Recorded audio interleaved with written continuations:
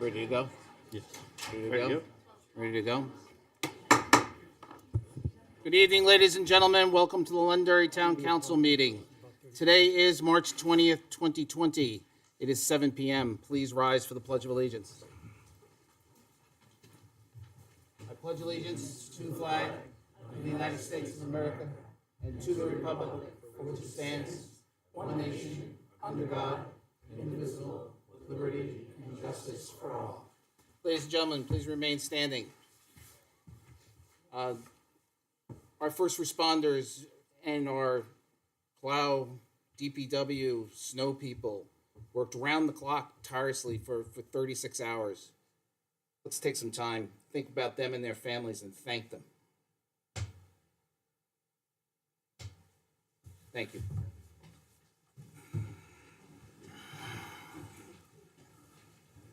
Ron, Ted, congratulations. Thank you. Welcome. Thank you for being here. Yes, Ron. Thank you. Thank you. Here we go. Stand. First order of business is reorganization. I'll open the floor to nominations.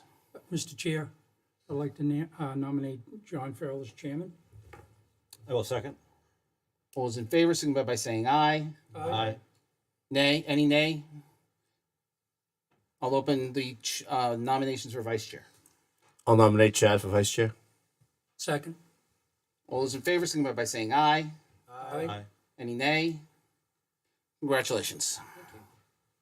Ladies and gentlemen, we are going to move forward with our meeting. We are opening with public comment. We're going to talk about pickleball first, and then the reappointment of a tax collector, and then we'll go to the audience. So, Heather, you're here. The floor is yours. Thank you. Good evening, Heather Burkharry, 132 Pillsbury Road. I am back to talk about pickleball. I did post some stuff online, some more information after the last time I was here to share. And there are a couple people here. I know that Deb had recommended Art Salidas from the Rec Commission be here. And I know Jim, one of our residents that plays, is here to kind of speak a little bit. So I'm hoping they can answer questions as well.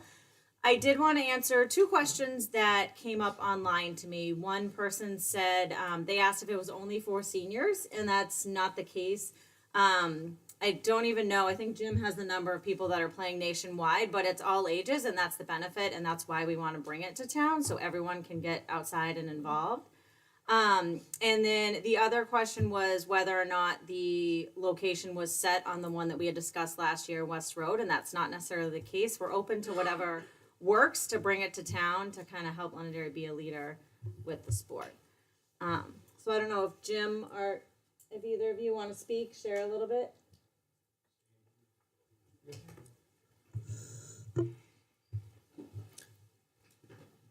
Mr. Chair, do we need to fix the microphone? They look a little dislodged up there. Do they not work? This is pickleball. In case you just want, people keep asking, what's the size of the paddle? So there it is. Just pass it around. Go ahead. So, Jim, I just need your name and address for our records. Yes. Name is Jim Scow, 14 Cortlandt Street. I've lived in Londonderry since 1974. I've been playing pickleball now for 8 years, and I find it to be the healthiest thing that's ever happened to my life. I call it the elixir of life, being able to play pickleball at my age. I'll be 78 next month. I'm not good at public speaking. So anyway, this notion of being for seniors only is really a thing of the past. I've played with pickleball players from 10 years old up to 90 years old. There's a woman that plays up in Manchester, Gloria. She's about 90, and she's competitive. The other thing too, my granddaughter was hitting pickleballs with me in the front driveway, and she's 3.5. So they start young now. 9 million players right now. It's a $1 billion industry. And there are pro teams out there right now. Tom Brady brought a pro team. Several celebrities have bought pro teams. There's 3 major organizations right now vying for control of pickleball in general because it's such a large industry right now. And I play I play in, start around Salem, Hampstead, Atkinson. I play in Manchester, Concord, Litchfield, Nashua. And the sad part is, a 50-mile radius of this town, of this building, they all have pickleball courts. We have 3, but they're in housing developments. And I think it's a shame that we miss out on that opportunity to bring it to this town. And I think it's the greatest sport there is right now. Yeah. Any questions? Thank you. That was great. Thank you. Thank you. I'm gonna have Art come up if anyone has any specific questions. Like Jim said, I appreciate the dialogue, but if anyone has questions to ask, and one of them was that there are approximately, I think, 15 cities or towns in New Hampshire that have courts, and I think in total it's about 64. And someone did ask me just online today, like, why can't you go to those other towns? And I think the thing is, you can, but people want to be here. They want to be close to home. They want to be able to play with their kids, grandkids, get involved. And Art and I have been discussing it since it came up, or even before I got involved. So I just wanted him to share a little bit from the rec side of things in the town. And I'll go back to the skate park. I've never been on a skateboard, nor do I ever plan on being on a skateboard. But there are a lot of kids who do that.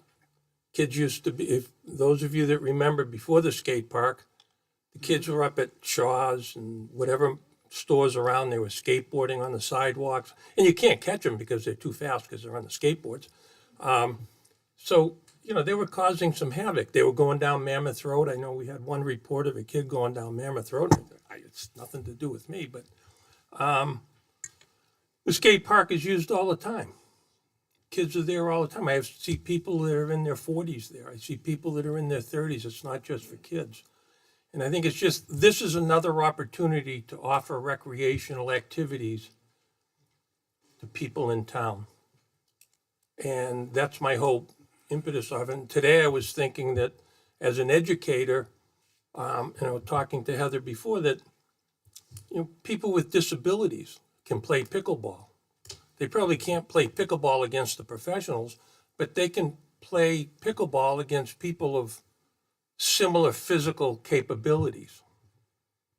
And you see professional pickleball, ball's going, it's like a ping pong game, but you see other people playing, it's nice and slow. And I just think it's something we should invest in and offer our people. When things in the library changed, the library changed with it. I think we have to change with recreation to afford that activity to our people in town. And I think it'll be very well used.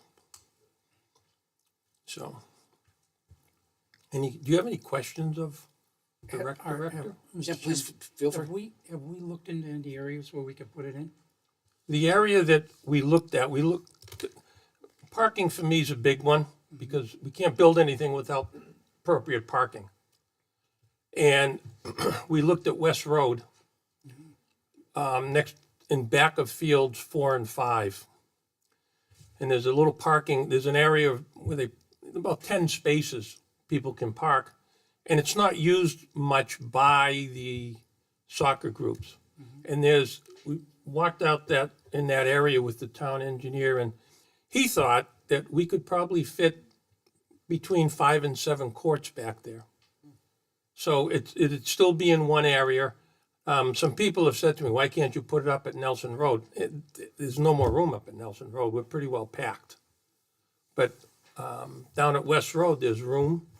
There's parking. And I'm not sure what it costs for parking now.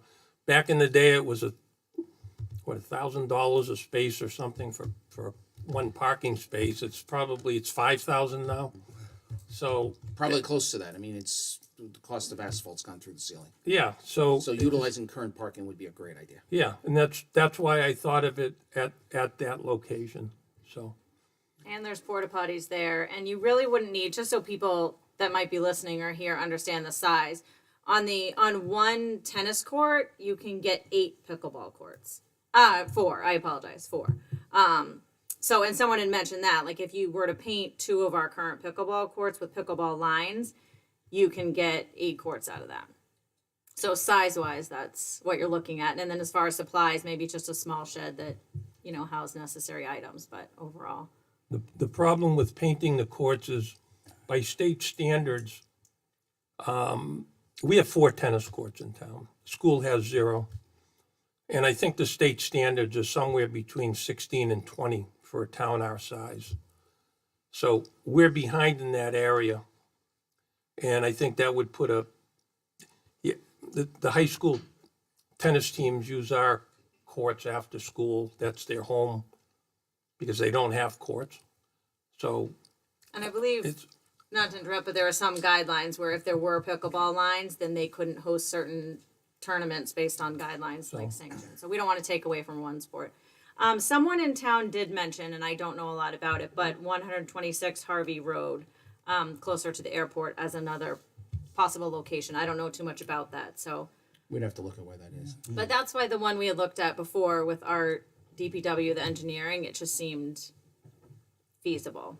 Generally, what works best when the council takes on a new initiative is to form some sort of a task force, and put a time limit on it with certain criterias, and saying, okay, these are the 5 items you have to accomplish. You have to accomplish them by this date. You report back to the council, and then we take the next step. That's usually the way we get things done. And it sounds like the community has reached the point in which we need to start getting something, solidified and a plan in place, is what I'm hearing you say. Do you need a motion? So generally what we would do is we would direct the town manager to start to put together what a task force would look like. Maybe it would be for 5 people. Based on some of the information we've gathered here tonight, we can start with the goal settings, and possibly by the next meeting, we can, lay out what a task force puts together, what it looks like, get that approved by the council, put it out, get members, and hopefully get it up and running by the end of May, and that would be pretty aggressive. And Mr. Chairman, But that's just an idea. so I went back and I looked at the warrant article that failed on last year's ballot, and just to refresh my recollection of what was being asked for in terms of the engineering work and the study work that would lead up to presumably going to the ballot and asking for the money to build the courts. And, $6,000 in a $39 million budget is, we can find that. The problem is that until July 1st, under no means no, we're prohibited from spending money to study pickleball engineering work. But that'll be here before you know it. And I do think that that's a good, measurable goal, and something that I think is very achievable in terms of not having to put this back on the ballot for $6,000, risking that it fails. This is something that, as you said, the community supports, and I think that we as a town staff can certainly find $6,000 in the budget to support that. One of the things we probably put in there as a goal is to identify grants that are available. There's a town in northern New Hampshire that just got a $250,000 grant for it. Go ahead, Ted. Sorry. Before we, just say it's $6,000, can we go out and make sure with engineers that that'll be what the price will be? Sure. I Because mean, I'm sure fees have gone up over time, and I just want to make sure what we are actually spending money on. absolutely, it's a good point. This pricing is at least a year old at this point.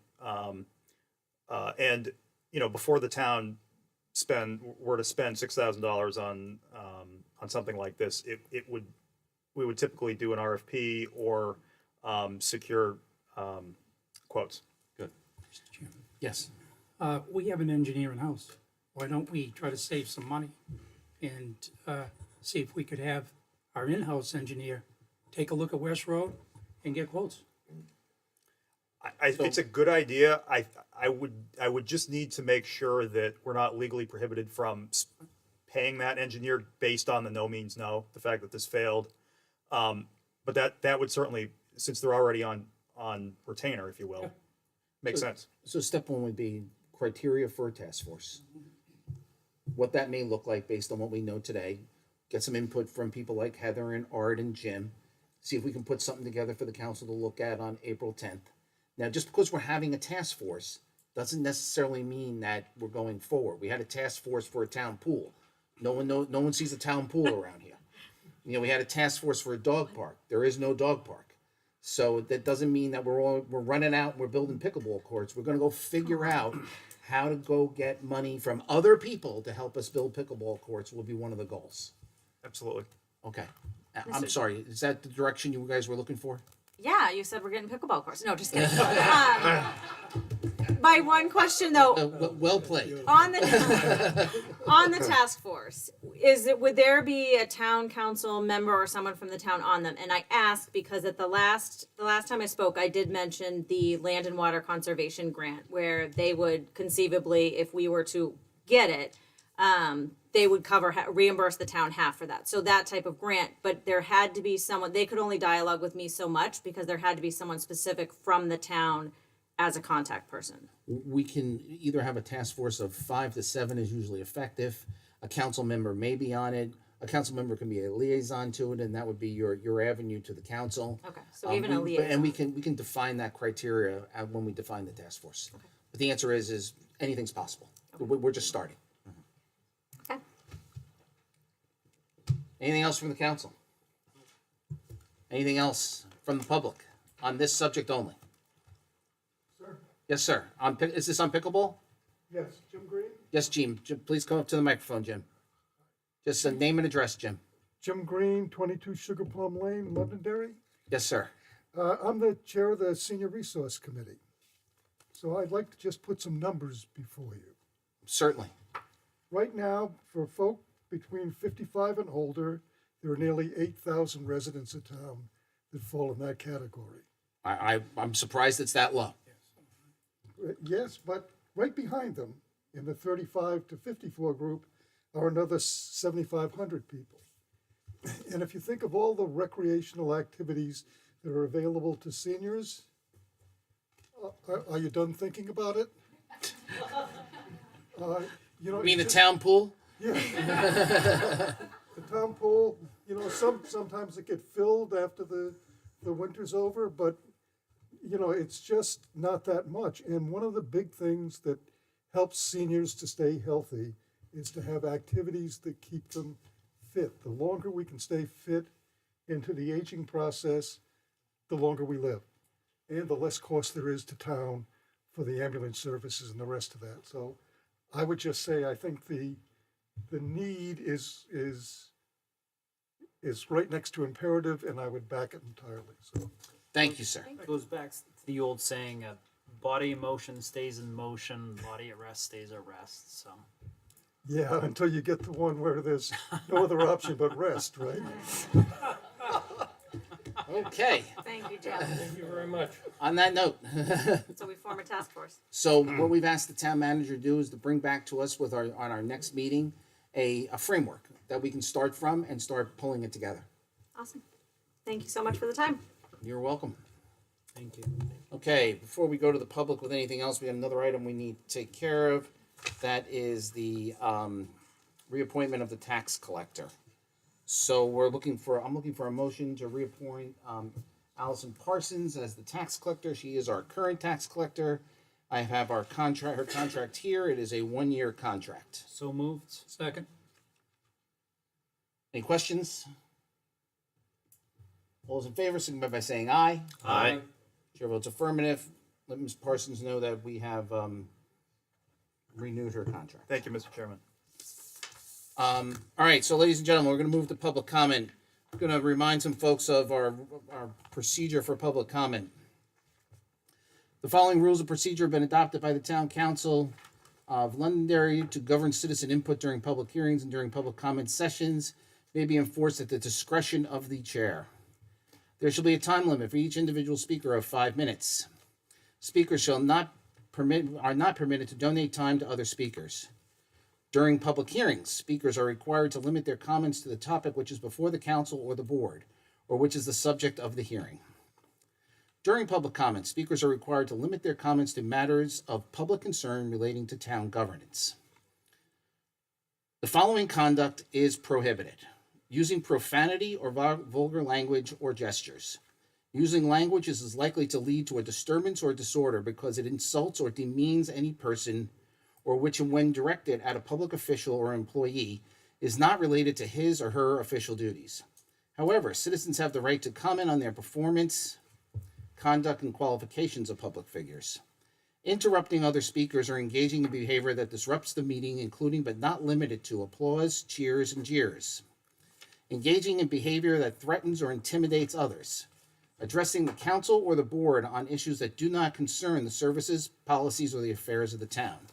Those are our rules of procedure for public comment. With that, public comment is open. Tara Miles, 11 Lancaster Drive. I want to welcome Mr. Dunn and Mr. Combs. Thank you for volunteering your time. I think over the past few weeks, we've seen quite a bit of, let's say, craziness across the different avenues that people communicate in town with regard to the town council, and have shown a lack of respect to some of our town council members and our town manager. While I may not agree with every decision you all make, I believe that every person deserves to be spoken to and emailed with respect. You all volunteer your time, and you try to make our community better in the ways that you can. Many of you have been on the council for a number of years, and so I just wanted to start with that and say thank you, and I hope that my fellow citizens this evening will have that same respect as they speak to you on topics that they're passionate about. I'm here on 2 issues today, both related to elections. The first, while I agree that this was a legal election and that the results are legal and shall stand, I do want to say that it was a bit disenfranchising as a voter who does not have a 4-wheel drive car to try to get out there and vote. I work 9 to 5. I was unable to make it to the town's clerk office in time on Monday to arrive safely. I left my home immediately after the first plow came down my road, and I still wasn't able to get out of my neighborhood. Upon returning back to my home, my car was in a ditch because the roads were just unwieldy. It was a poor decision to have the election that day. And I hope that in the future, you all will consider the different members of the community who may or may not have had access, or rather that the town moderator will consider that. The folks in our community that may or may not have had access or felt safe exiting their home during that big storm. We had a number of very, very bad accidents that day across town. And yeah, I just wanted to share that feedback, that perhaps in the future, we might be able to have a bit of consideration for that and maybe learn from this mistake this time around. My second comment is around signage. Seems like we've been devolving a little bit. One, the signs with all the winter storms that happen here in Londonderry, they get trashy. They get thrown around and it makes us look dirty. 2, there was, I'm sure, a very, very small group of folks that put together signs that were inappropriate and kind of calling out some candidates. I think that that's just dirty politics. I don't think that it's right for Londonderry, and I think that folks that are in town and folks that are drive through our town will have an impression of our town and the people of our town based on that. It's through the grace of our town council and town manager and their special note that we are allowed to have those on public land. So I'd encourage you to reconsider that. And perhaps, since I am suggesting there is a problem, I like to also offer a solution. I think that we have a spirited, town when it comes to town politics and politics beyond our town. And I think it's cool to have the signs up and see the different names and know who's running and investigate them. I know I looked at every candidate that I was voting for. So perhaps that might look like on the application form that we fill out as candidates, where you select a box that you would like to put signage up on town land. And then maybe we could have a limited number of those signs offered by lottery. So everyone who wants a sign can get a sign out there, but the position of that sign in 2 or 3 distinct locations, and perhaps a much larger sign, so a 4x4. You pay for one of those. That's far less expensive than the hundreds of signs some folks put out there. It just looked unkempt, particularly in the winter. So I just wanted to share that feedback and a possible solution. And I hope that you guys might think about that as you start to think about the special kind of dispensation we have that allows us to, I won't say breach the election law in New Hampshire, but allows us to put those on public land with your permission. Thank you so much and have a great night. Thank you. Thank you. Anyone else? Yes.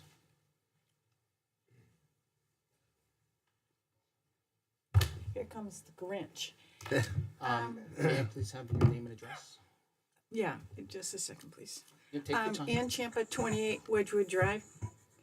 Let's see. I hate to ask this, but the reason why people use the moment of silence is basically for respect for somebody who has passed away. I just want to read something. A moment of silence is a quiet period where those gathered silently contemplate and reflect, an opportunity to take time to honor and remember the deceased. Moments of silence have been commonplace when recognizing natural disasters, tragic events, acts of terrorism, or individual deaths. I hope we're not minimizing the importance of that moment of silence when we use it for other things. I think people who do a great job for this town should get a pat on the back in recognition, but I'm not sure if a moment of silence is the right way to do it. Speaking of patting somebody on the back, I want to thank the alert crew. They were working the elections. I went there to the gym and voted around 8 a.m. And I left after speaking to Town Councilor Jim Butler and a few other people. But when I got to my car, unfortunately I was parked on a slight incline and my wheels started spinning underneath the car. And I want to thank the alert crew who pushed me out of there and got me going up the hill. But then we got stuck at the lights because somebody else in front of us got stuck at the corner, couldn't move. And then I was the fourth one behind, and when I tried to go again, I got stuck, and luckily a police officer was there to help me. So I got a lot of, help that day. And then when I went to the corner of Mammoth Road and Pillsbury Road, I see a car off into the town common. They had skidded off the road. Then I decided to go straight home and not do anything else. So I went down Pillsbury Road, and there was a car off on its side there around the first bend, on Pillsbury. So the roads were very bad that day. And I'm lucky I got out early because I went home and I decided to start shoveling the snow in my driveway when I got notice that my power went out. And it went out till maybe 4:30 that day. And then all of a sudden, 3 seconds later, after we gained power back, we hear a explosion basically when one of the transformers blew. So we lost power again, and we didn't get it back until the next evening around 7:30 p.m. So we were without power for about 34 hours or something like that. But I'm not complaining about that. That happens. But I did have one thing to comment on. I know beforehand the police and fire offered something if you gave them a call, and it wasn't explained what it was or where it was. I didn't know if it was a place to come in and warm up or whatever. And you folks may know I have a hearing impairment. I'm deaf in one ear and I wear hearing aids. But during that time, my hearing aids, you have to charge them. They're not battery run. You have to charge them. And they went up, I couldn't use my hearing aids unless I found a place to go to charge them. My cell phone died. My computer died because, of course, you need them charging all the time, basically. So I'm going to ask the police or fire when they have something offer, can they tell the people beforehand? Because if you lose your power, I don't have my home phone number running, my cell phone's not working, so I can't call any number to find out where I can go for heat, So if they, before voting, explain what they offer to the public, so people can leave their houses who don't have power and go straight there and know they'll be taken care of, instead of just telling them to call a number when you really can if your home phone doesn't work and your cell phone isn't charged. So if you could think about that, because we're basically like 2 days without power, you know, a good portion of the day, like 34 hours. So think about that. If you can explain what's going to happen beforehand, what you're offering and where to go. I love it that they're offering it, but if you can't call them to find out where or what they're doing, you're at a disadvantage, put it that way. So, Ann, is there anything else Oh, I'm sorry, I went over. Yeah, it's okay. I'm just asking if there's anything else. No. Okay. Thank you very much, though. I didn't mean to go over. I didn't It's know I quite all right. Thank you. Thank you. Yes, sir.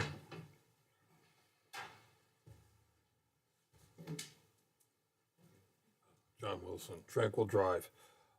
I was hoping for a slightly different approach to the pickleball Okay. question. And that is, first of all, I don't have any problems with what you decided to do tonight. That's fine. But I was hoping we would take an approach that would do that, but we would, on a temporary basis, that we would quickly create, 4 or 6 courts. And when I say that, the way I think that could be done, I went up to West Road and took a good look around at all the parking lots. And there's probably 3 or 4 places up there where we could effectively use some of the parking lot space, without causing a traffic problem getting in and out of the parking lots. And I think the asphalt looks like it's in really good shape, actually. In some of the areas, there are no cracks of significance, and it's at least relatively level. And I thought that if we probably brought in some Jersey barriers to block it off so we could separate that area from the parking and the cars so people don't get run over, and then that takes up a major portion of what it takes to build the court. We're talking about doing the engineering and all that. That's really to create the space, lay it out, put all the base in, do the pavement and so on. That would all be taken care of. We would have all that. All we'd have to do was coat it, and there's some padding that I've discovered that I didn't know about that some of the pickleball courts have on it that's laid on top of the asphalt. I don't really do anything about it, but I think it helps the balls effectively bounce a lot farther and faster. But I think we could relatively easily do that. I think we'd be talking hundreds of dollars rather than tens of thousands of dollars. And anyway, I thought it was worth. Sounds great. All options are on the table, sir. What? All options are on the table. Okay. Thank you. Thank you.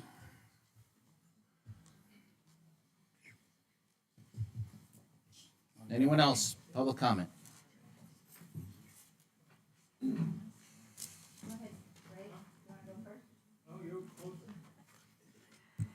Christine Perez, 5 Leslie Drive. First of all, I'd like to congratulate our new council members. Second of all, I'd like to speak in support of our town moderator, Jonathan Kipp's decision to hold the election. I don't believe everybody was aware that this is not that was not a regular town election. There were many other factors besides the weather that he needed to consider.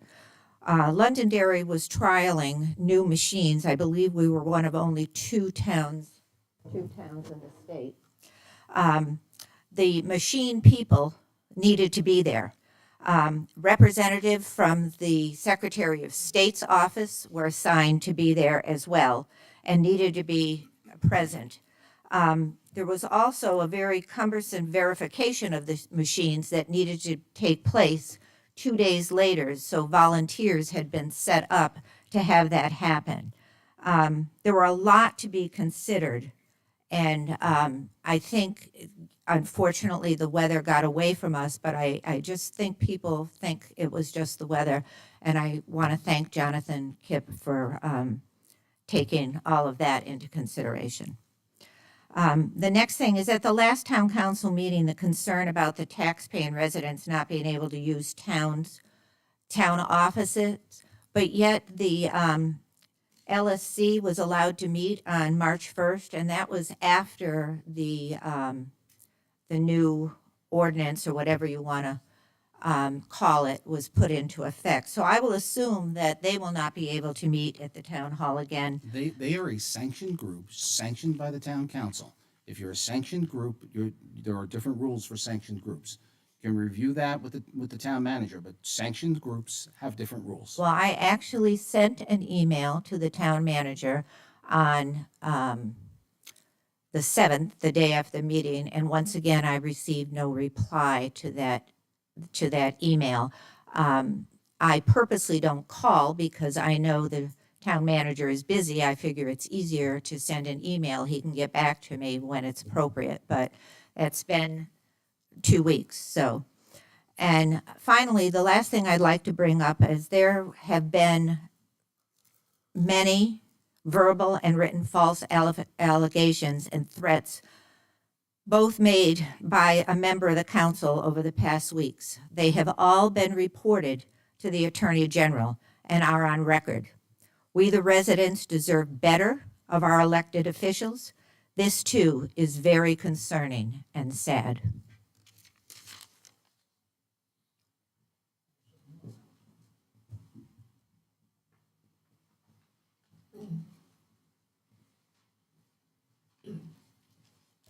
Ray Burson, 3 Gary Drive.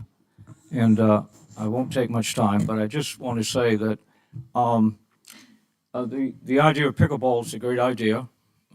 That's fine.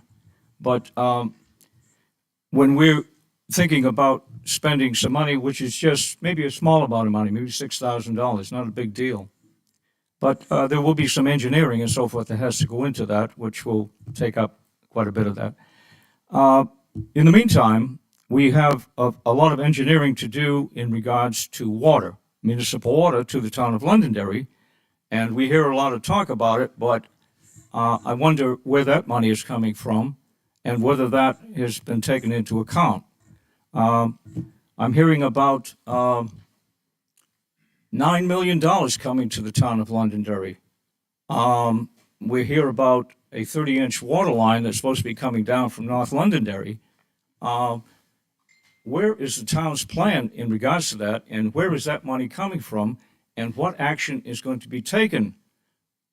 These are priorities. Pickleball, with all due respect, is a nice thing for old folks like me to get out and get some exercise. And so I'm not against that. But I think we have some real priorities about the health and welfare of the citizens, and that is water coming to Londonderry to take care of contamination issues we have, and by the way, fire protection. Really important issues. I'm hearing about engineering being done, or is it? I don't know. I think we need to know. Thank you.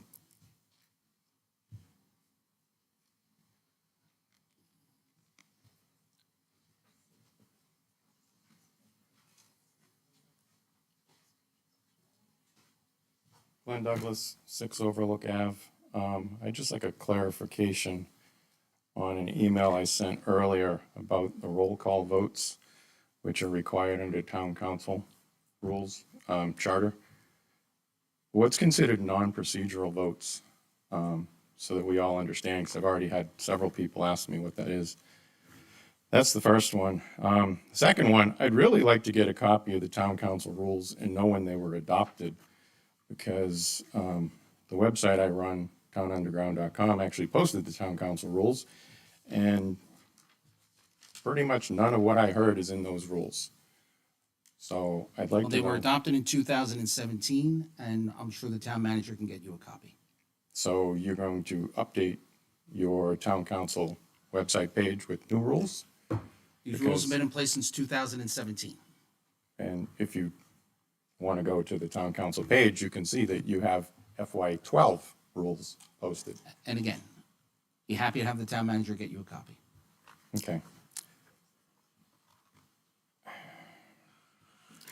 I guess the last one that I would bring up is there was an email sent out One of the reasons I started my website years ago is because I heard from people, I'm too busy to get there, I just can't get there.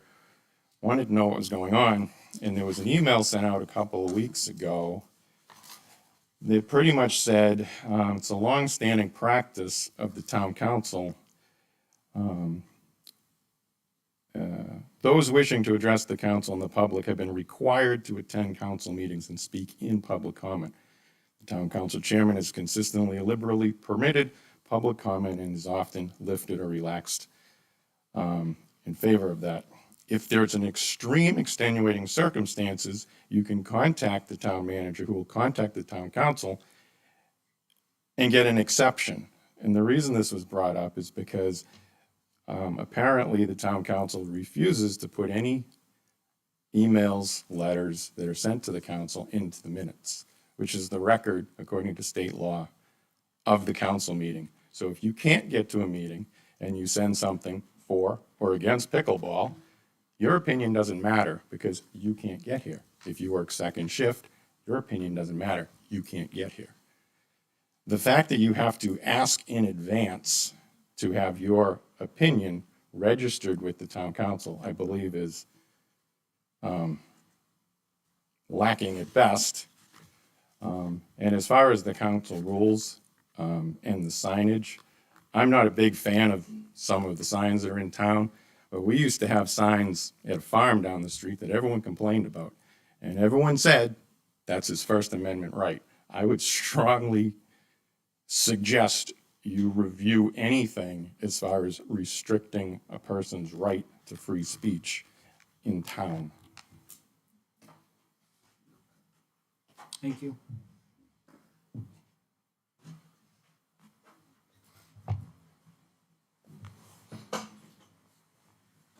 Daniel Bouchard, 8 O'Connell Drive, Londonderry. Congratulations, Ron. Congratulations, Ted. Thank you, Jim, Chad, and John for everything you guys do. Last year ago, we had I came up in front of the council and brought up the gas bill that happened on 28 and the PFOAs and PFAS concerns with the foam. I guess I got a couple issues, all right? We come up here and we ask questions and I never see what happened, okay? When I brought that up about the foam being used, the fire chief said to me, well, we carry it on the truck and it's too expensive to get rid of. All right, well, we have a water article that just passed. We have water issues in this town. If you use that foam, we're going to have a much bigger liability issue. So it's been a year, and I don't know who's going to be able to answer this or if I'll ever get an answer, but is that foam off our trucks, so we don't accidentally use it and have a problem with it? Chief? It's a reasonable question. Yep. I just want I to. apologize if it wasn't answered. I just don't remember it.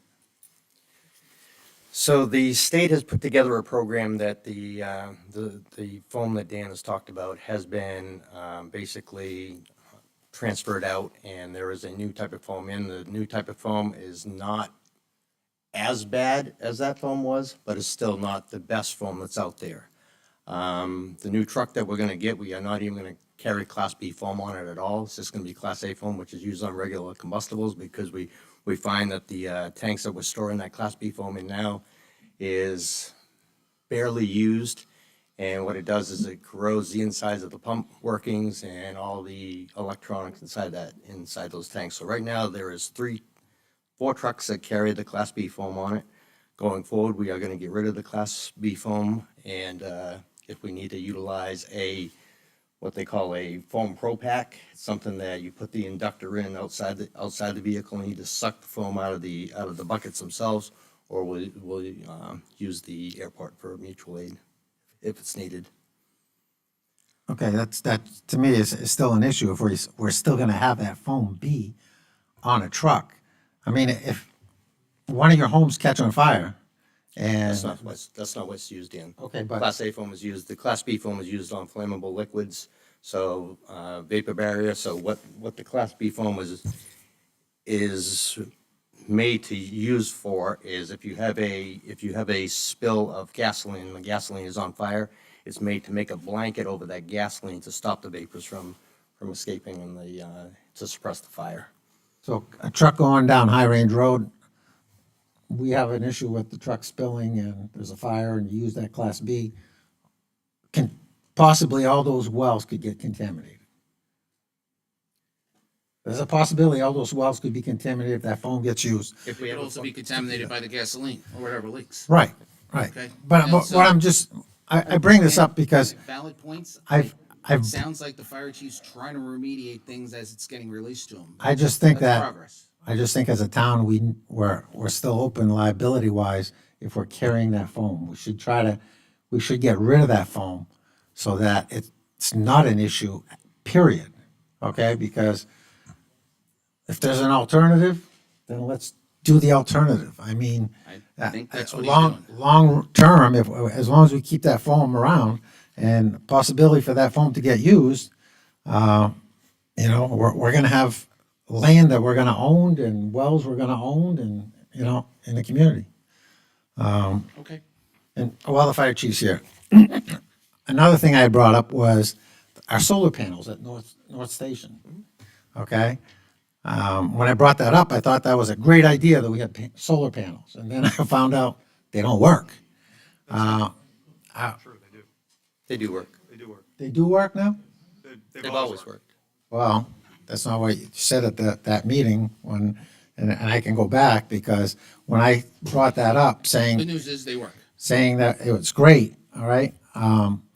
Can we look at putting solar panels on our other stations to try to save money for the town? So we've started something called the Utilities Committee. Yeah. That's part of what we expect to be coming out of there.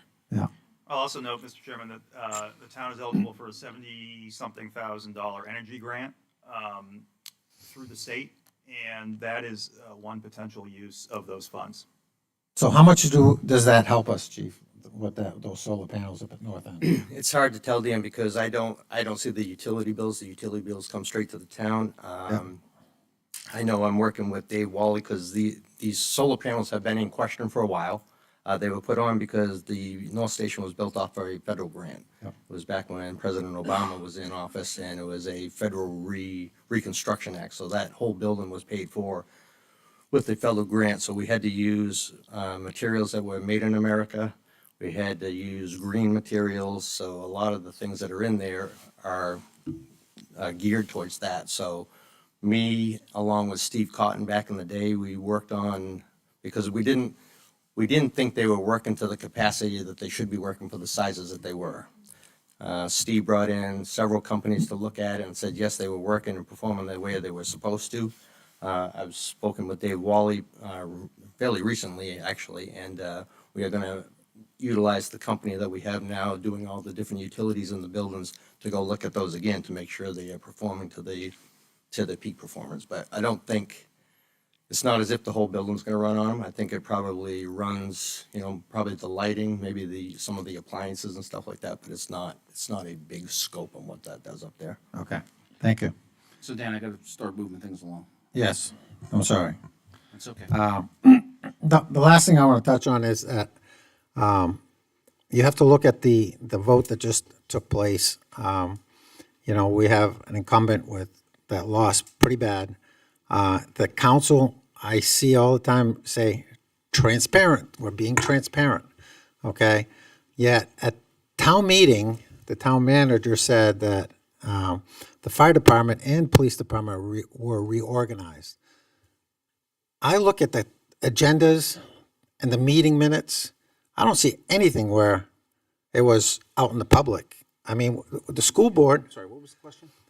My question is, about being transparent about the fire. Something about reorganizing? Yes, town manager said. Police and fire department were not reorganized. Well, look at the town that. We have the same thing we have now. Well, it was reorganized. The town manager said it at town meeting. All right, And I don't see anything like that here that was brought up in the public. The school, where they hired Peter Curl back, it was out in public. So, Can't speak to what they do. all right. Excuse me. Yep. Maybe there's some confusion. I know when Chief Bernard took over, he made some promotions and things like that. I believe the fire department also had some promotions. So maybe maybe that's what, I don't know who was talking about it, but maybe that's what it is. I will go back and, We've had a lot of positions right. retired and some Yep. new positions filled in. Okay, but I will go back at the meeting and review it. But Okay. I was there, I was pretty sure, and I took notes on that. Okay. So, I got to wrap it up. okay, thank you. Thank you. Thank you.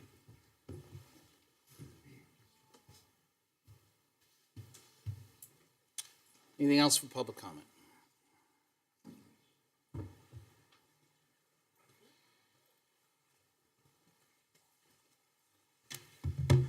Jonathan Esposito, 5 Shelley Drive in Londonderry.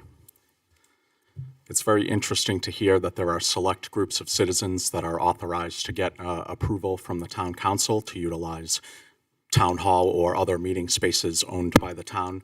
I have an email from Michael Malaguti sent to the town council and Jonathan Esposito on January 28th, in which the town manager very clearly states that it is his discretion. He cites the 4.6 of the charter and RSA 37.5. He states this is the official policy of the town. No recent policy change. Town hall has never been open for public rental or reservation. Simply put, we are not staffed and the building is not configured for public rental reservation. Sincerely, Michael Malaguti, Town Manager. There is certainly no mention there of citizens having the opportunity to apply for some sort of exemption to be able to utilize rooms such as the Sunnycrest room that the Londonderry Soccer Club has been meeting in for years. So if you folks could kindly get with the Town Manager and perhaps make that mechanism available to the public, that citizens may apply for that exemption to perhaps peaceably gather in these meeting spaces, that would be greatly appreciated. I'd also like to Excuse me, sir. Yes, sir. Mr. Esposito, the Yes, sir. resolution has been in place since the mid-2000s for groups to be sanctioned by the town council. Any group can apply to be sanctioned by the town council. There is an entire sanctioning process. So if there is a group that would like to apply, if there's a criteria, and you can go through the sanctioning process. I guess we will call it, forgive me, sir, an oversight on behalf of the town manager that he did not make that mechanism available to us. If possible, sir, outside of the realm of this meeting, if you could send that to me, I would Sir, greatly you address appreciate all it. your comments here. You don't Yes, I'm address the sorry. town- If the town manager could kindly send that to my personal email, which I believe the town council is quite familiar with, that would be greatly appreciated. I'd also like to segue off of some comments that were made by other citizens, because there does appear to be a concerning trend, especially with the reduced access to public meeting spaces. In November of 2022, citizens were able to access the community meeting room across the street at next door at the police department. As of January 23, that policy had immediately changed and citizens no longer have access to that space. That is a concerning trend in reducing citizen access to government, and it goes hand in hand with what citizen Mr. Douglas mentioned as far as the town manager not including correspondence into the record. It's very concerning that a review of town meeting minutes from the entire calendar year of 2022 reflect absolutely zero citizen correspondence, despite the fact that multiple citizens wrote in and did request that their correspondence be appended to the record. It is my opinion as a citizen that this is really effective to the town council, because it allows you folks to control the narrative by controlling what's going in the minutes. So 5 years from now, you can say, well, nobody objected to Woodmont, or nobody objected to the town treasurer warrant article, when they most certainly did. So I would say, given that under New Hampshire state law, it really favors transparency and disclosure as opposed to not, it really would benefit the town council if the town manager would begin, or at least entertain, a policy and practice of including citizen correspondence with town council meeting minutes. That is something that, as you folks have a new session of the town council with 2 new members, this would be a way for you to constructively restore two-way dialogue with citizens, as well as restore faith in governance. I'd also like to speak to the RSA 91 issue, because I've personally unfortunately been greatly mischaracterized, as well as had my actions as a private citizen misattributed to a town political committee, which was extremely incorrect. The only reason I began filing RSA 91As with the town is because when I attempted to engage the town manager and the town council in constructive dialogue regarding how the Lions Hall lost their lease at 256 Mammoth Road, I got stonewalled. It was only when I filed the 91A that I was able to piece together a timeline in which work was done in 2013 that has now not stood up and has now rendered the hall not suitable for the prior leasee. I then had to engage in 91A when my spouse, who was part of the Old Home Day Planning Committee, who responded to and attempted to report a safety issue at the Moose Hill parking lot during the Touch-a-Truck event on Old Home Day 2022, I attempted to engage in constructive dialogue with the town manager and the town council regarding what we could do to ensure that that area was appropriately cordoned off in 2023 so that there was not a vehicle creating a safety incident. The town council and the town manager refused to constructively engage in dialogue with me, and it was only by filing a 91A and getting access to emails that I was able to see that there was a communications breakdown between the town council and the police department that it seemed like nobody wanted to talk about.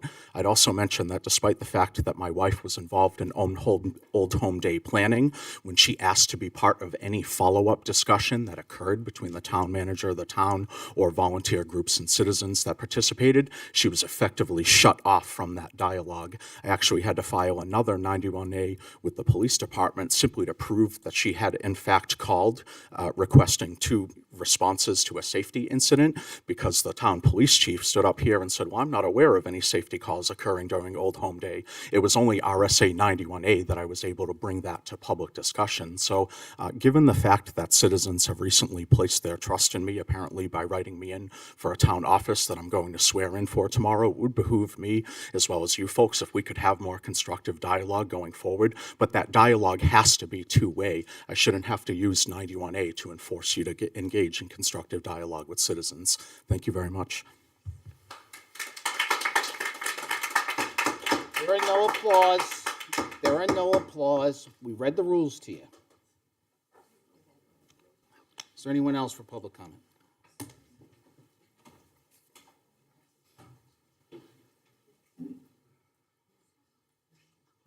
Good evening. My name is Martha Smith, 38 Shasta Drive, and I just want to, another note, to thank Jim Green for his years of service and Deb Paul for her years of service, and to welcome our new members to the committee. Congratulations, guys.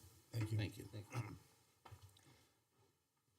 Ladies and gentlemen, public comment is now closed. We're going to move to a presentation by the town moderator, Mr. Kipp.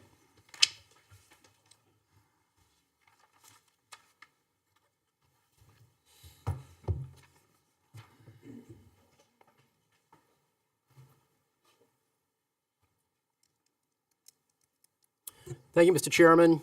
Also offer my congratulations to our two new town councilors. Thank you all for your service. I'm Jonathan Kipp. I'm the Londonderry Town Moderator, and I'm here to present to you a recap of the town and school election held last Tuesday. We ended the day with 17,729 registered voters here in town, and that includes 22 same-day registrations we received on Election Day. 1,886 ballots were cast, and that includes 473 absentee ballots. As Representative Perez mentioned earlier, in partnership with the Secretary of State's office, we conducted a trial of the Dominion ImageCast precinct voting machines. As part of that trial, we conducted a post-election audit on Thursday, March 16th, and the Secretary of State deemed it successful, which I think is their highest grade, if you will, for how their audit goes. And at some point in the future, the Secretary of State will issue a comprehensive report of all machine trials that took place on Election Day. As Milford and Londonderry tried this particular machine, other towns are doing trials on others, so ultimately the Ballot Law Commission can determine what machines they will approve for use in the state of New Hampshire. Now, I also want to review the process we used regarding whether or not to postpone the election. And I'll preface this by telling you I was a risk manager for 40 years. So if there's any question about my commitment to health and safety of our citizens and our voters, I want to assure you that's always top of mind for me.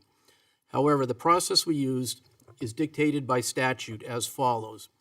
RSA 669:1, if the National Weather Service issues a weather event warning applicable to a town on a date when an election is scheduled, which the moderator reasonably believes may cause the roads to be hazardous or unsafe, then the moderator may, after consulting with town officials, postpone the election.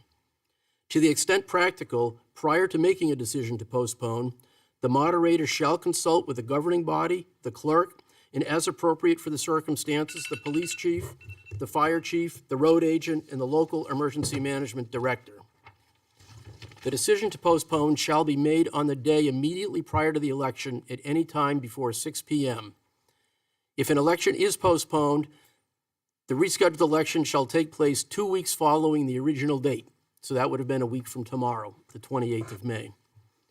So following that very specific guidance in the statute, the leadership in Londonderry here from Public Works, Fire and EMS, Police, our Londonderry Alert Team, Londonderry Schools, the chair of the town council, the town clerk, the town manager, and I participated in a weather briefing conducted by New Hampshire Homeland Security and Emergency Management on Monday, March 13th, the day before the election. Following discussion, all participants were supportive of moving forward, so I decided to proceed with the election. While I have not spoken with my counterparts in Derry, Wyndham, or Salem, I'll assume they used the same forecast when they decided to hold their elections. Simply put, we relied on the best information we had at that time on Monday. The next morning, election morning, I left my house at 4:15 a.m., and when I saw it was snowing and my driveway was already covered, I uttered words I won't repeat here, and I immediately realized Mother Nature was having nothing to do with the forecast we had relied upon from the day before. In conclusion, I'd love to sit here tonight and assure you all this will never happen again. However, I am unable to do so. For example, our next election in Londonderry will be the presidential primary next winter, which is typically held in January or February, and we have no control over that date. The same is true for the general elections held every other November. At some point, we will likely vote in the snow again. I'm happy to entertain any questions you have. No, you did a great job, and we appreciate it. Thank you. Thank you all. Okay, all right, so we're going to move on to new business, water system article update. Yes, Mr. Chairman. So I wanted to take this opportunity to update the council and the public on a number of different developments pertaining to Londonderry's PFAS contamination problem, as well as our water supply issues that are not an issue only here in Londonderry, but across southern New Hampshire in general. And it's a good time to do so because we're past the town election, and there was a question on the ballot that had some relevance, had a lot of relevance actually to what we're going to be discussing tonight. So I thought I would, to answer Mr. Breslin, talk a little bit about what we've been doing and what the plan is. And it starts, a number of years ago, but as relevant to tonight's discussion, I would just start back in 2021, leading up to the town vote last year. Article number 5 on the ballot asks for $100,000 to fund legal and consulting expenses related to the possible expansion of the existing public water system and or the creation of a public water system owned by the town. That is primarily, this passed, it should be noted, and that funding is being used to primarily conduct a cost of service study. And what a cost of service study does is it looks at, if Londonderry were to go into the water business, what kind of rates would Londonderry be able to offer, and to compare those rates against what Pennachuck, our primary water utility at this point in time, would be able to offer, extending out into the future. Because if we don't, if we're not able to conclude that Londonderry could offer better rates, then I think most people would probably preferred to stick with Pennachuck and continue to make improvements to that system. And so that work has been underway since last summer. As the council knows, appropriations approved in March do not become available typically until July 1, and that is the case with respect to this cost of service study and the appropriation supporting it. But beginning around that time and continuing to the present, our consulting engineer, Weston and Sampson, has been looking at the questions that I just referenced. More on that in a little bit. Fast forward to this year's town vote, and we had another question on the ballot this year, Article number 15, to see if the town supports the acquisition, construction, and/or creation of a townwide drinking water system to be paid for through a combination of potentially available federal and state grants, bonds, and local taxation. There was a lot of discussion about this during the budget process, and the important question that we were trying to gauge is this. You know, there are some people in Londonderry who have wells that are not contaminated. There are some people who are inside the consent decree, and water line extensions or mitigation of wells through point of entry treatment systems are being paid for by St. Gobain within the consent decree. And then you have some people who are perfectly content, maybe not knowing what's in their well or just aren't that concerned about it. What we're trying to get at here is there enough of a segment of folks in Londonderry who are willing to invest in upgrading and building out a townwide water system? And I think we settled on this language through really the process working. This language was refined significantly by the town council, the budget committee, and the community as we worked through this process. But what we're able to say, given that this passed overwhelmingly, is that there is enough of a critical mass, it would appear, of people in Londonderry who, given all those factors that I just discussed, are willing to invest in pursuing this kind of a system. I want to back up a little bit to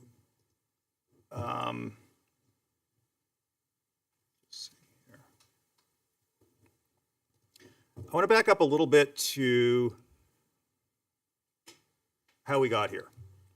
So the state of New Hampshire has done some work to determine what it would cost and what would be entailed in building out a townwide water system. And I just want to orient everybody to what we're looking at here. The pink area, basically the western third of town, is the St. Gobain consent decree area. That is bordered to the east by High Range Road. Within the consent decree area, as almost everybody knows, I would think, St. Gobain is responsible for remediating PFAS in people's drinking water. And that is going to be taking place either through the extension of municipal water to affected homes or through the use of point of entry treatment systems. Londonderry is not a direct participant in that work and is certainly not paying for it. The vast majority of Londonderry is within Pennachuck's franchise. You can see the dotted white and red line that defines Pennachuck's franchise.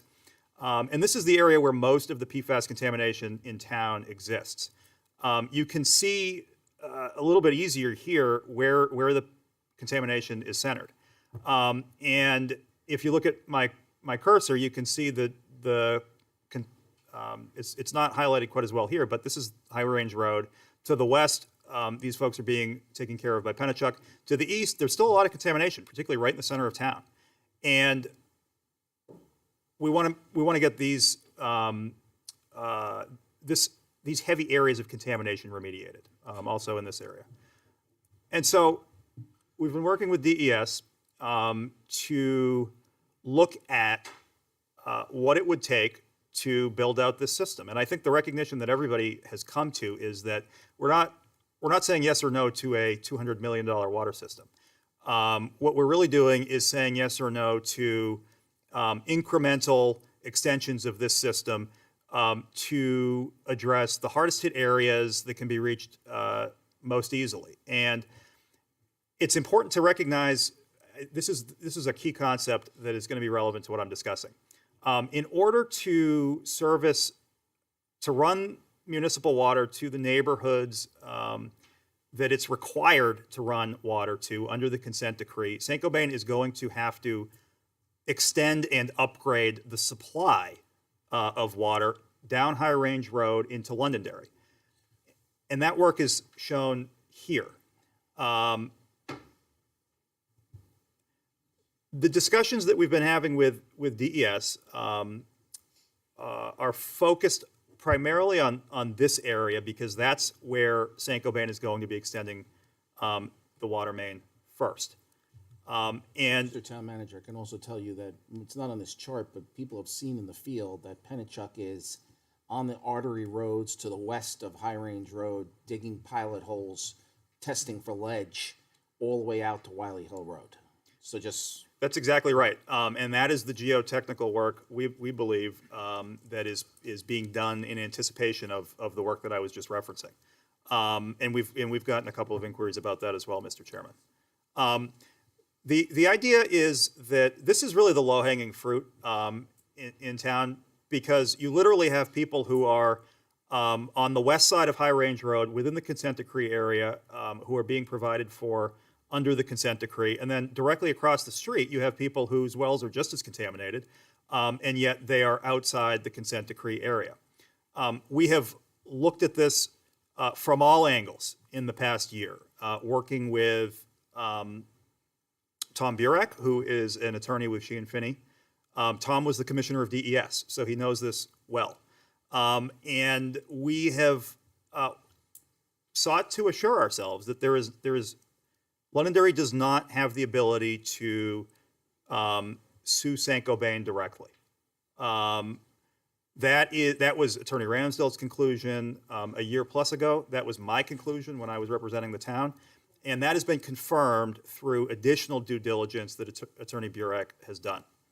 And so what we're talking about now is trying to build out this system in a way that takes advantage of all of the infrastructure money that's available at the state and federal level today, and getting as much assistance as we can with this.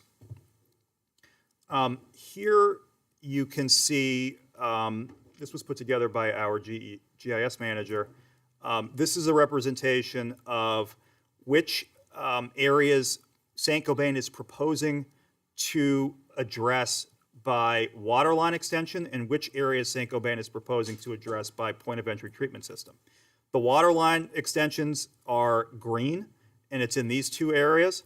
The magenta areas are the Poets, and that's in these two areas. And you can see the detail on the right. We are informed that DES is in agreement with this general breakdown. But that was before last week. And what happened last week is of significant relevance to what we're discussing here tonight. As everybody knows, the standard for PFAS in New Hampshire has been 12 parts per trillion for PFOA, 15 for PFOS, 18 for PFHXS, and 11 for PFNA. Well, last week, the US EPA came out with notice that it is seeking to create a federal standard for PFAS of 4 for PFOA, 4 for PFOS, and then 1 for PFNA, PFHXS, PFBS, and HFPODA, commonly referred to as Gen X chemicals. So what does this mean?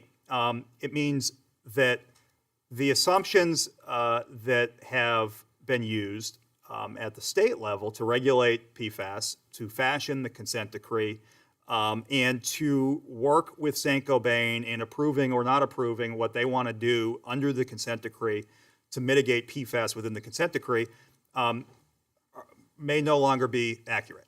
The standard is significantly lower than it has been, and presumably there are a lot more affected wells with PFAS exceedances now, both inside and outside the consent decree area. That's significant for a couple of different reasons.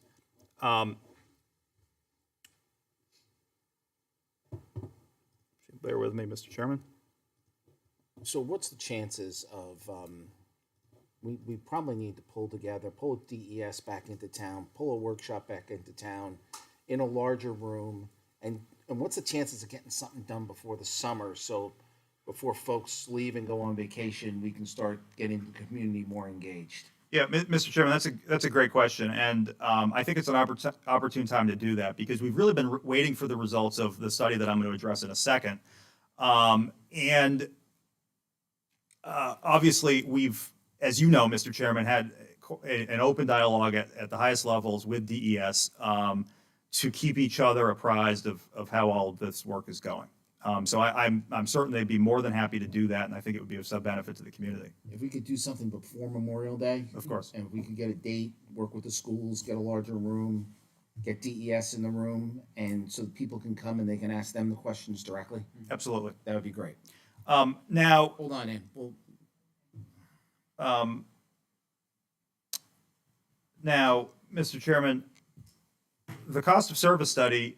So there's two areas of inquiry. Area number one is, does Londonderry want to go into the water business? And what is that going to cost? What is that going to look like?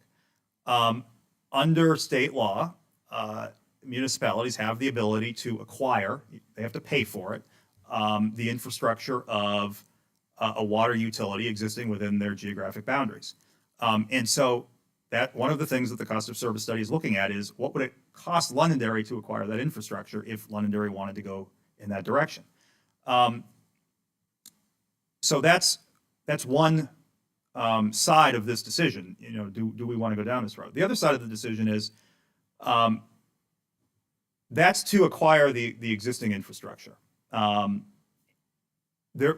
in order to mitigate PFAS, improvements are going to need to be made because, as you can see, we don't currently have water service to every address in town. And so there are certain areas, I suggest to you, in this almost direct center of town where whether we go into the water business or not, we're going to want to run water out to these areas.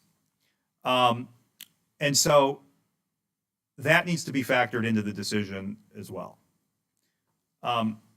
We met with our engineering consultants this afternoon, and the late breaking news is that based on the model that they have prepared, and this is all in draft form and it will need to be further refined, Londonderry would be able to not only be competitive in this area as opposed to Pennachuck, we could acquire Pennachuck's infrastructure for a shockingly low amount. You have to remember that Pennachuck has received a lot of gifted or donated infrastructure over the years. Think about the Lancaster Drive project as an example. Lancaster Drive was initially proposed to be funded by way of warrant article through town appropriation. We secured a grant for that work, and the town paid nothing. But the point is that Pennachuck received that infrastructure at no cost to Pennachuck. We are advised that Pennachuck is unable to, if we were to acquire, let's just say the Lancaster Drive area, charge Londonderry for that, if that makes sense. And so that principle applies to all of the rest of town. Because, as I said, a significant amount of this infrastructure was not paid for by Pennachuck, or if it was, is depreciated, and therefore Londonderry would not need to necessarily pay full value. So perhaps as part of that meeting, they can come in and give us a presentation as well, so the entire community can see what's involved. Absolutely. And so this is great news, Mr. Chairman. It's great news because this work that we've been waiting for almost a year at this point in time is very close to final conclusion. The results of this study couldn't be better for Londonderry, frankly. I was blown away by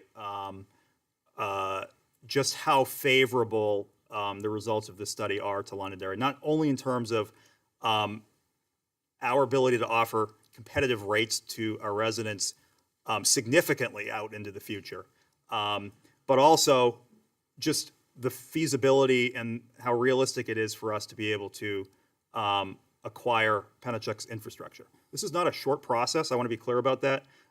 Even if we were to start tomorrow, we're talking about a multi-year process.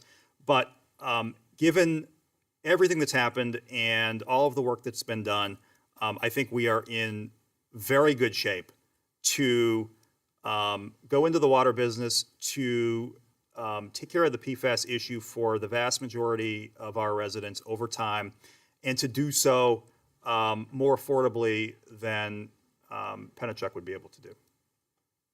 Thank you. Any questions from the council? Hold on. Hold on, Ray. Yes. Has there been any preliminary costs for what the infrastructure for the pumps and the and where we would actually acquire the water from?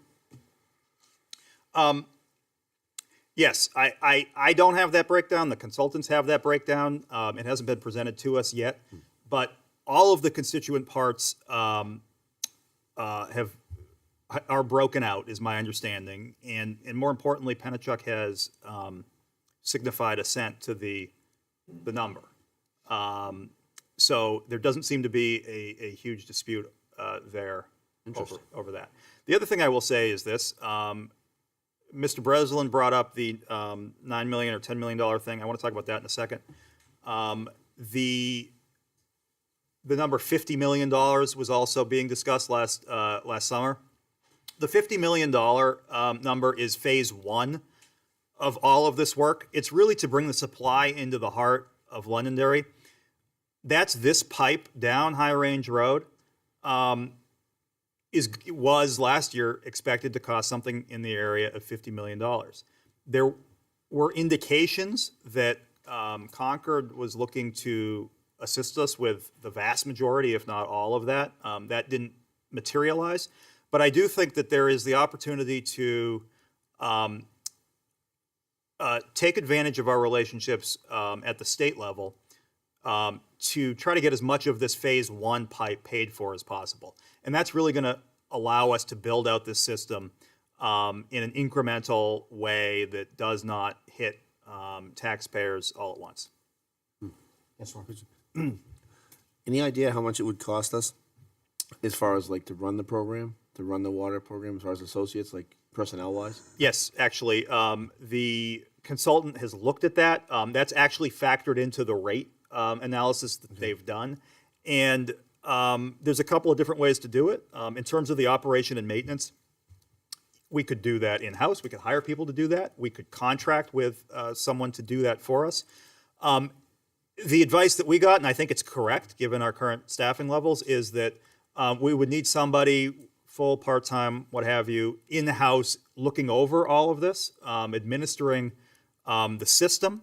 But in terms of the operation and maintenance, we can project what that number is, and it's factored into the analysis that that says this is really doable for Londonderry. So the ratepayers would actually help pay for that? Correct. That's great. Yep. Yeah, much like we do the sewer. Yeah, that's great. Okay. Anything else from the council? All right, Ray, is there anything new?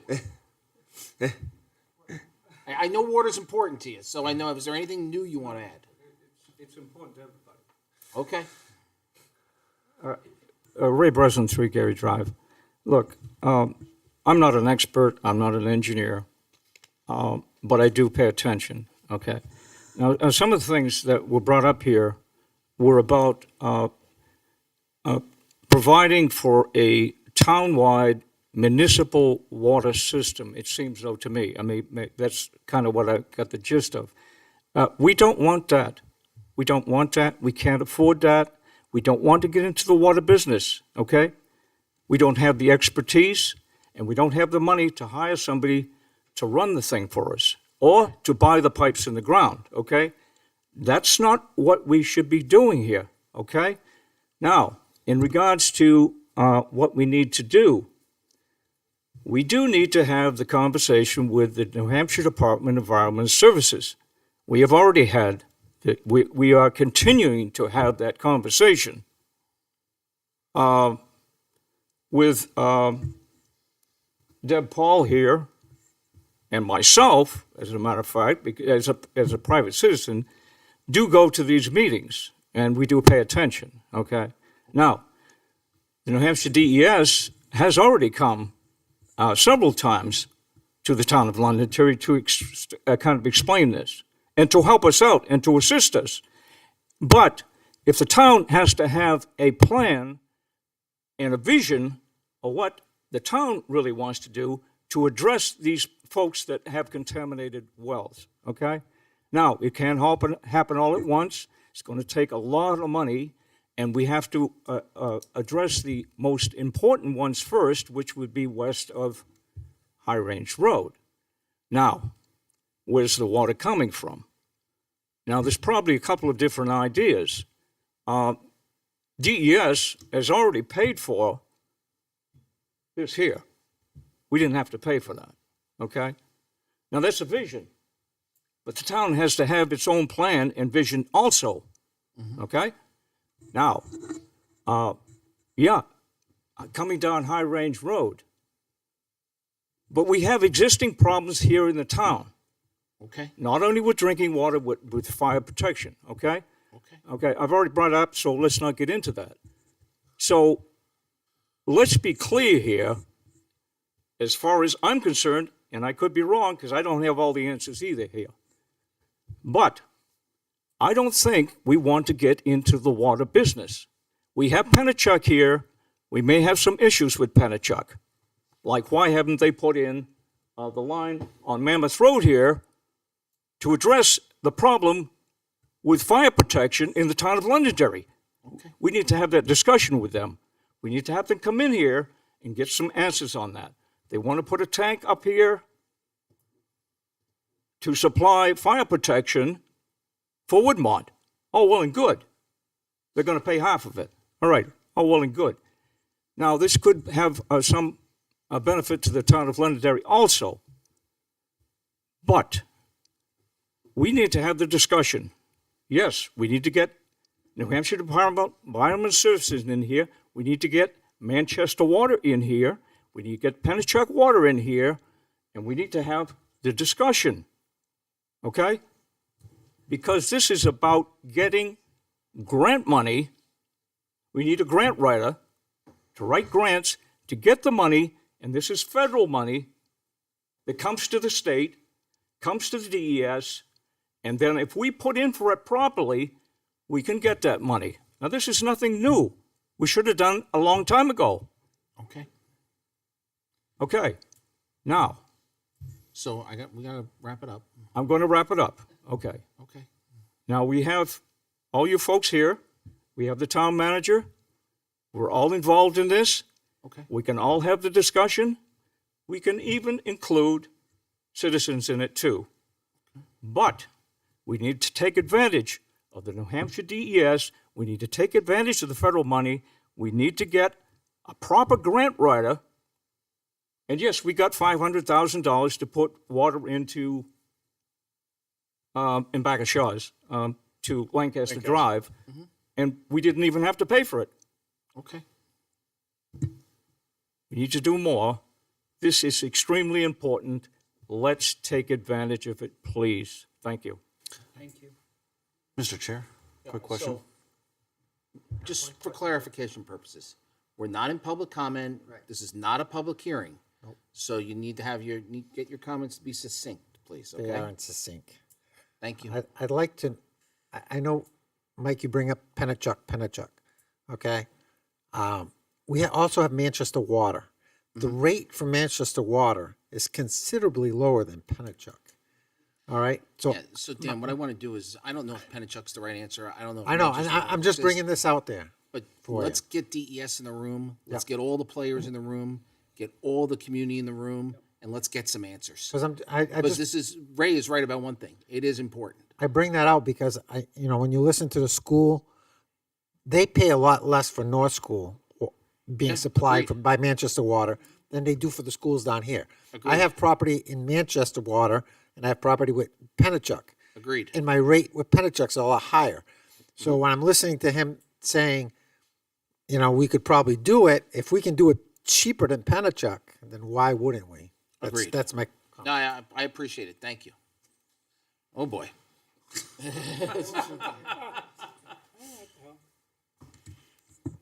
I'm not sure how to ask this, if I ask Just of Mr. ask. Malaguti or you. Always direct your comments to the chair. Okay, Mr. Chairman. Oh, Ann Champa, 28 Wedgewood Drive. We have 3 water tank, well, we have one proposed, impending water tank in town, of about 1.3 million gallons off of Gordon Drive Extension.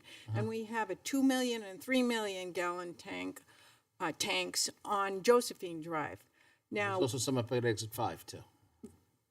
there's more. There's more. There's one up on the hill at exit 5, too. That's Josephine Drive. Is that Josephine? There's 2 tanks up there, one 2 million, one 3 million gallon Gotcha. tank.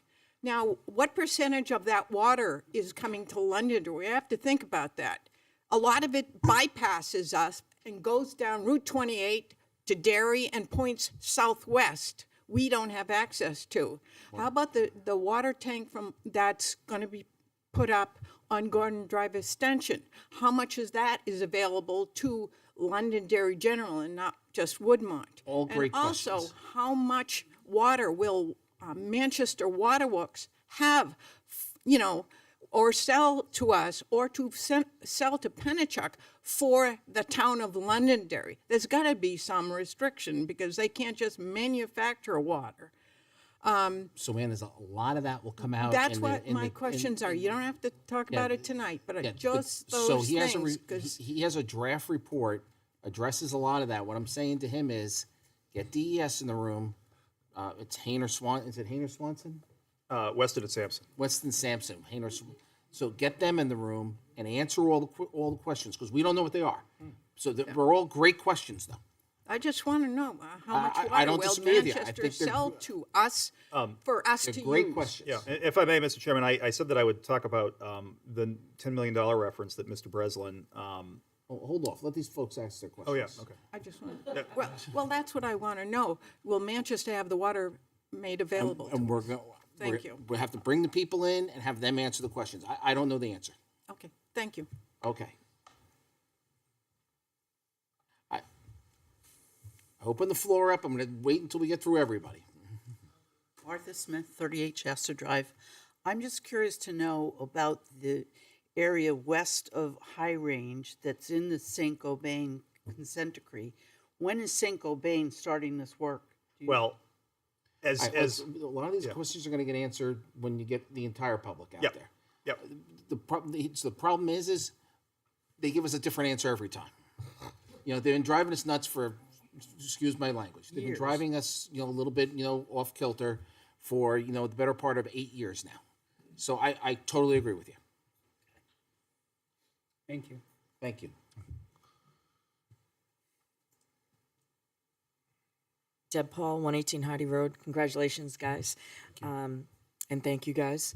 I just want to say this is a long time coming, and I'm happy to see it move forward.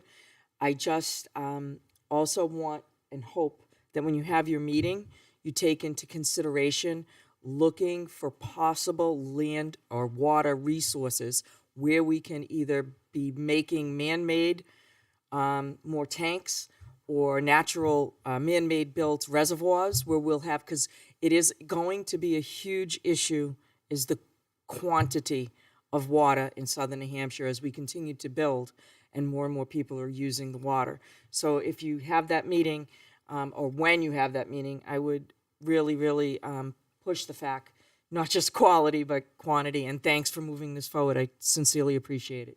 Thank you. Thank you. Yes, sir. I'm sorry, Mr. Wilson.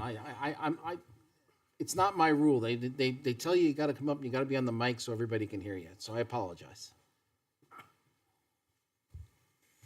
When you make your estimates and so on of the cost of this project, what have you assumed about the quality of water that's coming into town? So again, I think that's a question we're probably gonna wind up answering through DES and with, and at the public meeting. Right. But it's an excellent question and it needs to be answered. Yes, Ann? Mr. Chairman, I can tell you, the assumption, it wasn't specifically addressed, but the assumption is that it's coming from a regulated utility and that it meets DES standards. Oh, and I want everyone in the community to hear that, just not be lost in tonight's meeting. Yes, Ann? I'm sorry, Ann, you gotta come up.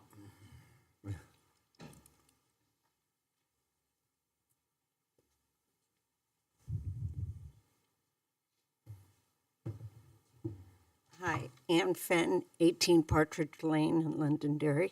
I just have a very direct and simple question. When we talk about the organized public meeting that we're planning on putting together, I think we should have EPA there to talk about. Great idea. And because we need to know where this is going on a federal level. Now that the standards have come down to 4 parts per trillion for 4 of the PFAS chemicals, there are essentially 14,000 PFAS chemicals. It's a great question. And they may be planning on banning PFAS under TSCA. We're not exactly sure what those future plans are. So I think we need to really ask them. The other part of that is, does if Saint-Gobain is planning on setting up individual reverse osmosis systems in people's houses, does the reverse osmosis system get down to 4 parts per trillion? Another great question. All things that, so the way I think we envision this meeting is that and the right stakeholders in the room, EPA is a great idea, and get them to answer the questions. I mean, one of us may run the meeting, Right. but get them to answer the questions. It will be a long night, Yeah, it will be a long night. or maybe better to do it on a Saturday morning, I mean, but stay until we get answers. People. I guess the other question I just have for Mike, actually, is whether or not there has been real consideration to, one, name this area a Superfund site, have the state put it forth as a Superfund site, or expand the consent decree. Now, I know the state doesn't want to do that, but that doesn't mean that EPA can't do that. EPA can always come in and do a consent decree. Yeah, the way I understand the consent decree right now is from the Attorney General's office, and speaking with them and speaking with more they don't attorneys than wanna I open it ever up. want to speak with ever again, is that this was not a scientific consent decree. This was a stake in the ground. This is where we're doing this from. And you are right, the Attorney General does not want to reopen that agreement. Right, but that doesn't mean the feds can't. You're totally right. I've asked they're that gonna question. listen to what the state says. I've asked that question, and the advice that I've gotten from the state is it's unlikely to happen, but it's certainly something that, to the extent we You can don't ask, you advocate don't for get, it. right? We should advocate for all options. Absolutely. Thank you, Ann. Sure. All right, folks, yes, sir. Thank you, Doug Thomas, 143 Mammoth Road. Congrats to everyone that is got reelected or elected. Just a observation, I've heard a lot of questions tonight that have all been said, good question. May I suggest that perhaps there could be a section on the town's website set up where people can you can post questions so that they are available for when DES comes here for that meeting. They're already there, so we don't forget them all. Maybe, Mike, could you talk, maybe we could set up a separate Facebook page just for this, and we can capture it all there on the town's, so it's easily accessible, and also for anybody who doesn't have Facebook, something on the website? Absolutely. That'd be great. All right, yes, I have one question for town manager. I know there was a lot of money in the federal programs that just recently were passed in the last 2-3 years, and it was primarily for replacement of lead pipes. But do you know if that program can be looked at for our kind of situation? That's a good question. I don't know the answer to that. I do know that through the bipartisan infrastructure bill, a lot of money was pushed down to the state SRF programs for PFAS. I don't know if that separate program would qualify, but I'll certainly look into that. Yeah, we should certainly reach out to our congressmen and senators on that. Thank you. All right, that was great. Thank you. Moving on to the next item. So it was brought to our attention last meeting that there's an election video policy. Even though some people think I may know everything that we have out there, I don't. This was brought to our attention. I asked the cable director for the resolution. There was a resolution written in 2002, which was, to summarize it, basically was to give everyone equal access to the cable studio and facilities. Times have changed in over 20 years, and what I'm asking the council to do is to revisit this resolution. It's in your packet. Ask the cable director to relook at it, and it needs to be changed. How exactly it needs to be changed, I don't know.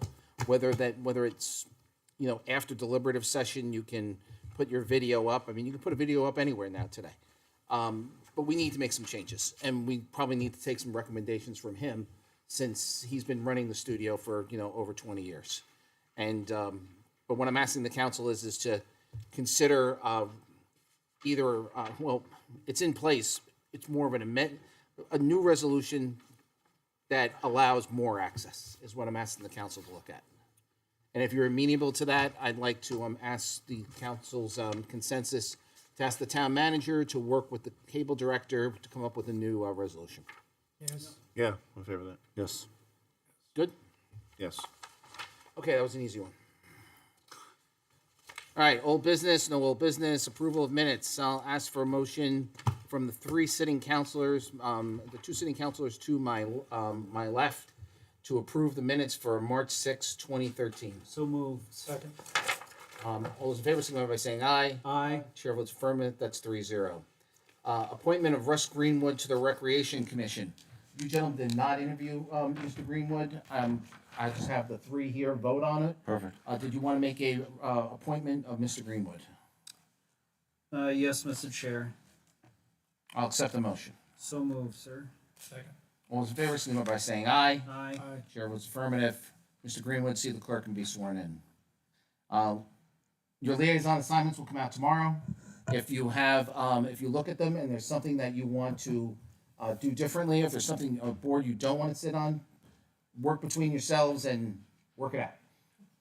It's they're pretty straightforward, and there's nothing unusual in any of them. If you have some sort of conflict, talk to one of the other counselors, and if you can work it out among yourselves. If you can't, then per the charter, the chair will assign. But they are coming out tomorrow, and they're already set up. Let's see. Town manager report. Anything else to report, sir? I do, Mr. Chairman. I wanted to take a minute to address the publication of town legal notices in local newspapers. As the council is aware and as the public is aware, we're frequently required to run newspaper notice when we amend an ordinance and to give notice of planning board and zoning board meetings, for example. It was the longstanding practice to run these notices in the Londonderry Times until April of 2019, when town manager Kevin Smith discontinued running these notices in the Londonderry Times and began doing so in the Derry News. Smith at that time cited a number of different reasons, including cost. Prior instances where Smith was concerned the Londonderry Times did not properly label political advertising. Smith's concern about the accuracy of some of the information published in the newspaper. His view that the publisher of the Times engaged on social media in the dissemination of inaccurate information, and his concern about the potential for conflicts of interest as the Times' publisher was elected to the town council in 2019.